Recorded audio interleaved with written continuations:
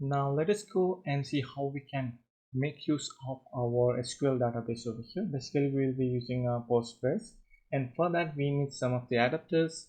So let's go to the pypi.org over here and search for this particular library over here. So this we are going to use the PSYCOPZ, right? So this is the one that we are going to use. It's the most popular PostgreSQL, right? PostgreSQL database adapter that we are going to use. And if you are using the MySQL, then you need to make use of the different library over here.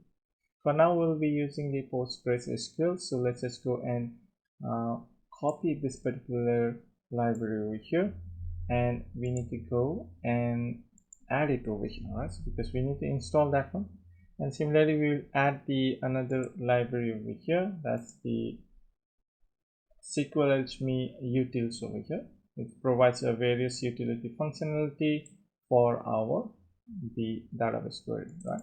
So we'll be using the this one. So let's just go and install this one as well, SQLAlchemy the utils, the library over here, and let's just go and add it over here as well.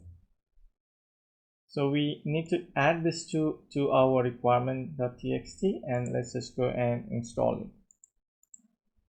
And once the installation is done, let's just go back to let's go to the data core, and let's just go and create the new file inside our source local, and let's call this one as the database.py, or you can call the db.py, right? So let's just create the database.py file over here, and let's create actually a class over here that will be of our database over here.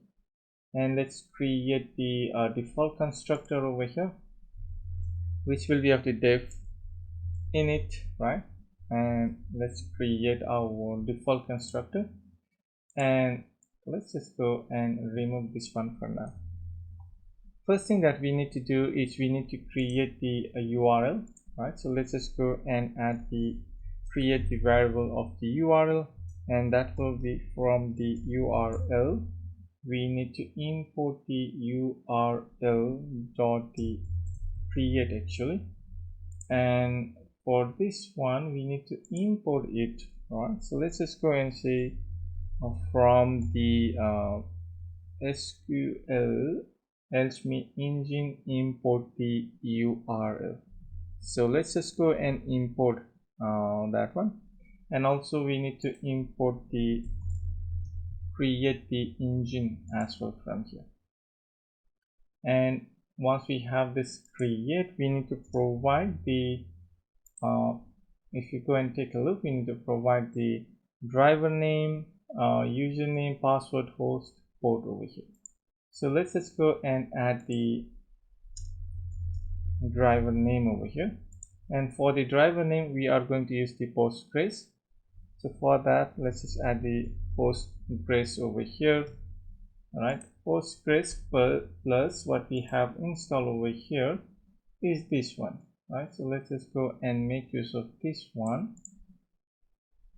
and let's just copy this part, and let's go back over here plus this one. So this Postgres is using this particular adapter over here that we have installed over here, and we need to add the username, password, host, port, and then the not the database itself, database okay. So let's just add this one, and username, what we need to do is we need to grab it from our config. So here we will be grabbing the adding a constructor prompt that will be of the env config that we have created previously, right? So that's in the core at core config.env config that we have created. So if you go to the config, this is the one that we have created, and we need to grab all of this information. So let's go back over here, and the username will be from the config.our.db username, and similarly the rest of the thing that we need to import. So this one, config.username, config.the password, config.the-host, and okay, so let's go back over here. We have the port as well as the host, right? So we need to import all of those, like a host, db port, and then the database will be the config.db name. I guess we haven't provided the db name over here, so we need to provide that over here. Let's go back to our env config, and I guess we haven't set the db name. Okay, so we have the db name, and let's go back to our env config. Okay, here is the db name as well, so we have that as well, and that should be good enough. So config.db and database should be of the db name. So we have all of this set up over here. This is going to create us the URL over here, and with this URL what we can do actually is, let's go down over here, self.the engine, right? So engine will be to go and create our engine over here. Let's go and create the engine, and for the prompts we need to provide the URL over here, and then we can also add the echo, which can be of the true if you want to log the all of the, like the verbose logging, right? So you can actually see what's going on once you are calling the database query. Whenever you are calling any of the database query, it's going to echo all of this information. But for production, you can obviously go and set it to off, and for the development you can just go and make it as the true over here, because you can see a lot of the information what's going on the background. But in the production server you need to off that one.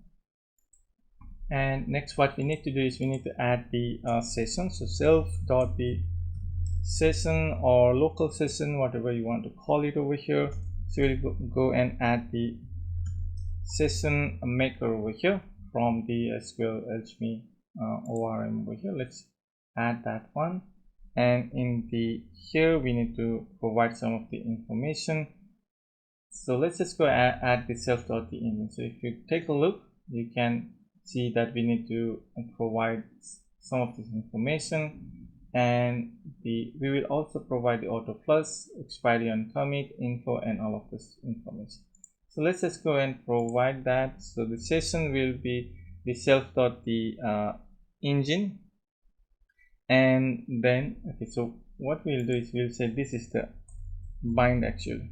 So bind will be of equal to self.the-engine, and auto commit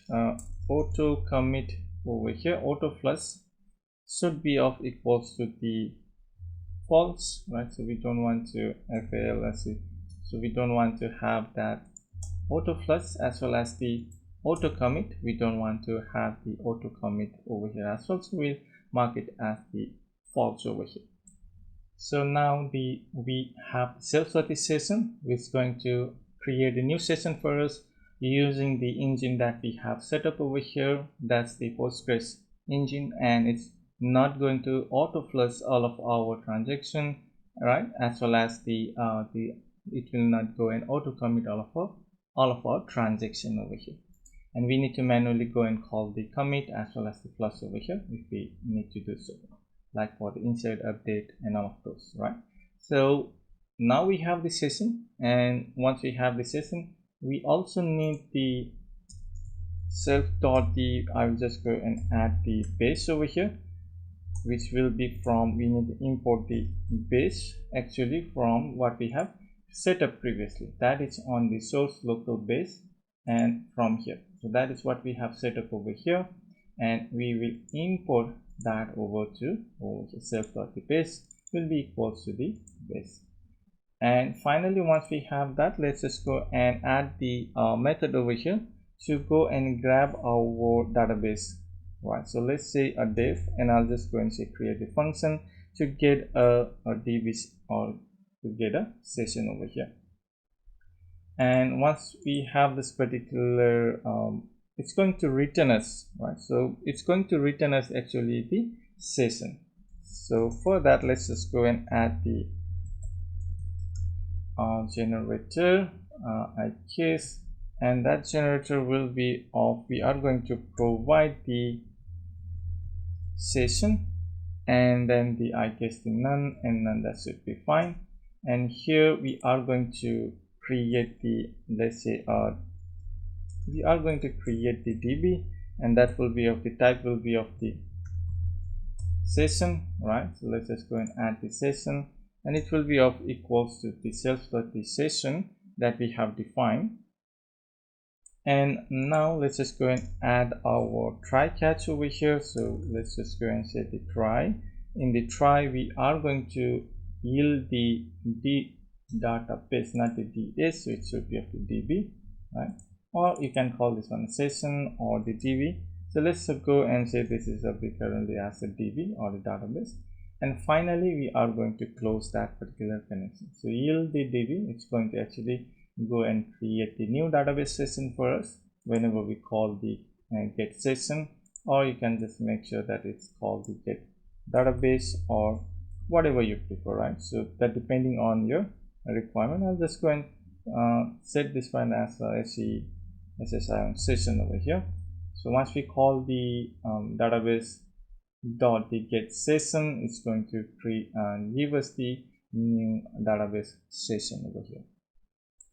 And we need to import this actually the generator as well. So let's go on to the top over here, and let's say from the typing, right? So from the typing we need to import the generator. That is what we are using over here. With all of this, I guess our database session has been set up correctly. So first we need to create a constructor where we take the env config as the dependency in our constructor. Later we need to provide a dependency injection, or we need to create this instance and provide it through the instance of our database, and that's going to create the database URL for us and create the engine over here and also create the session. And we are also going to make use of the base that is from actually the core in the core data source local and then the base. So let's just go and add some comment over here. That's going to create our database, I guess the create a database URL over here, and this is to create the database engine, and this is to create the database session, right? And finally we have the create the database base over here, and this is to create the database session. And now let's just go and add the documentation. I guess this one will be much more better. So let's just go and remove that over here, and it's also going to return us the session from that is what it's going to yield over here. And finally it's going to close if there is some error, or even there is some error or anything, whether it's a success or whether there is an error, it's finally going to close that the database connection. That is what we are doing over here. Try and then finally. Now with all of this setup, we should be ready to make use of our database session calling the get session over here.